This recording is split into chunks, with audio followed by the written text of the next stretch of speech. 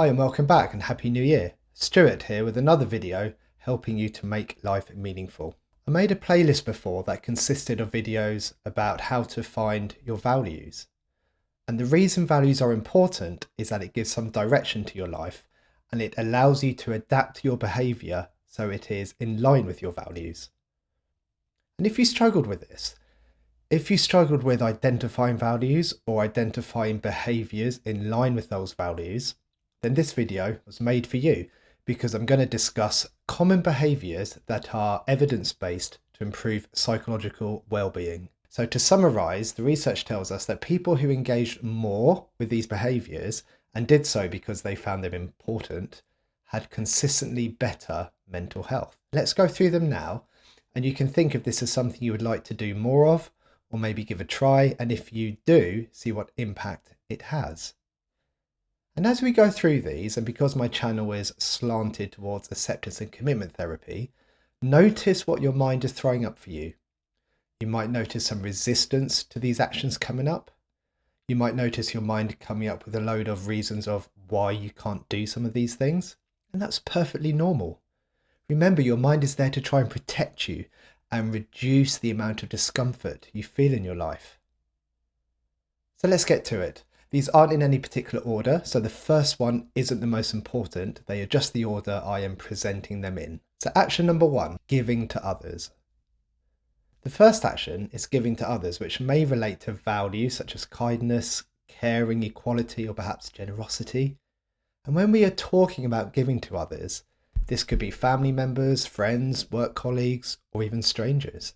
And this works both ways. The person receiving gets value out of whatever it is you are giving, but also the person giving gains in terms of their own well-being. One study comparing people who undertook activities that promoted the welfare of others with people who undertook activities for their own fun found that the first group reported higher levels of happiness in that activity.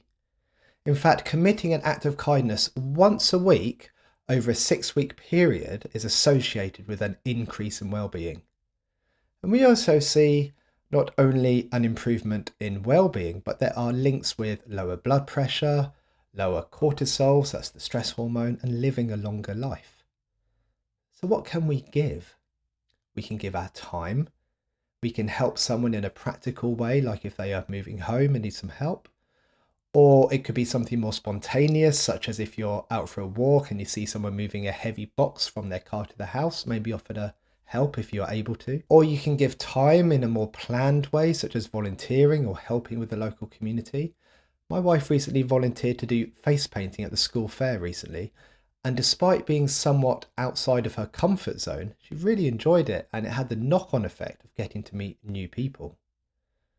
We can also give to people by giving them physical things, and if we think about donating money to charity, it's been shown that despite not knowing who may receive the end donation, and despite knowing that nobody else will find out about your donation, the simple act of only yourself knowing that you have given something is enough to increase your well-being. And I know times are really hard at the moment, and we all don't have money or physical things to give. But there are ways we can give without it costing us time or money. We can thank someone. We can smile at someone. We can say good morning to people. We can hold doors open for people. We can give compliments. We can give encouragement. There's loads of small behaviours like that that are free and only take moments to do. So action number 2 is exercise. Exercise, or sometimes this is referred to as being active, may include values such as being adventurous, fitness, health, self-care. Now, I know that everyone has different physical abilities and we aren't all athletes, but exercise doesn't have to mean just going for a run. This could be going for a walk or a bike ride. It could be doing some gentle stretching, yoga or mobility exercises. It could be taking part in some sport, whether that's football in the park, tennis or bowls. It could be dancing to some music in your bedroom. It could be getting outside and doing some gardening. Try and find some physical activity you enjoy and it suits your level of mobility and fitness. Remember what I said at the beginning of this video? What's your mind saying right now about doing some exercise? What resistance is it coming up with why you can't do this? Let me know in the comments below. Now, I think we all have the common sense to know that from a physical health perspective, people who exercise are generally physically healthier than people who don't. What some people don't realise is that in general, people who exercise also experience better mental health than people who don't exercise. In fact, there can be immediate benefits to exercise, with an improvement in mood being seen in as little as 10 minutes. And the research shows us that exercise can be protective in preventing mental health problems. It can reduce symptoms of depression and anxiety. It can lower stress, and it's been found to lower anger across all age groups. And it can protect against cognitive decline later in life. In fact, there's a whole treatment called exercise therapy, which in some studies can outperform antidepressants and psychotherapy for depression.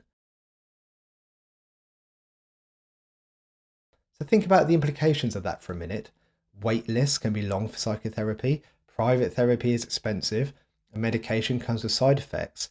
So giving exercise a go seems like a good thing to try. And action number 3 is keep learning. And this may relate to values such as challenge, self-development and skillfulness. This could be picking up something you used to do. I play guitar whilst I was at college, and I haven't played in the last 20 years. But recently I've picked it up again, and I am enjoying the challenge of learning to play again. And this could be taking a course. I did my first degree at 30. Or developing your role in your workplace, or coming up with some new ideas to implement there. But it doesn't have to be all about doing courses or going to college or university. Maybe you could learn to cook different types of food. Maybe you can spend some time reading around an area that interests you. I'm helping someone at the moment who has a keen interest in criminology and has recently started reading some books around famous criminals' lives. Or maybe you are a more practical person and you could try some DIY or some small carpentry projects or creating some art. I would also include the very fact that you are here watching this video and learning more about yourself and well-being means you are continuing your learning journey. And if you have children, then learning plays a massive part in social and cognitive development. In adults, continuous learning has been linked with improved well-being, life satisfaction, optimism, efficacy and resilience. And action number 4 is connect.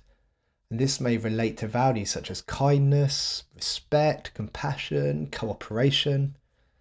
And we know from our old pal Maslow that connection with others has been long considered a basic human need. Try and connect with people around you, such as family, friends, colleagues, neighbours. So people who are at home, at work, at school, at college, or in your local community. So what does connecting with someone actually look like? Well, instead of sending a text or a message or an email, how about picking up the phone and speaking to them? Or if they're nearby, go and physically speak to them, go knock on their door. And consider finding out more about someone you work with, or more about another parent on the school run you might see. Ask them how their weekend was, or how half term was for them. Maybe you have friends that you haven't seen for a while and you could call them and catch up. And if you can't think of anyone to connect with, then consider joining a local community centre or a local club, or attend a drop-in centre. And we know that having good quality relationships provides us with support, love and connection. It gives us a network to reach out to when we are facing difficulty. And action number 5 is embracing the moment.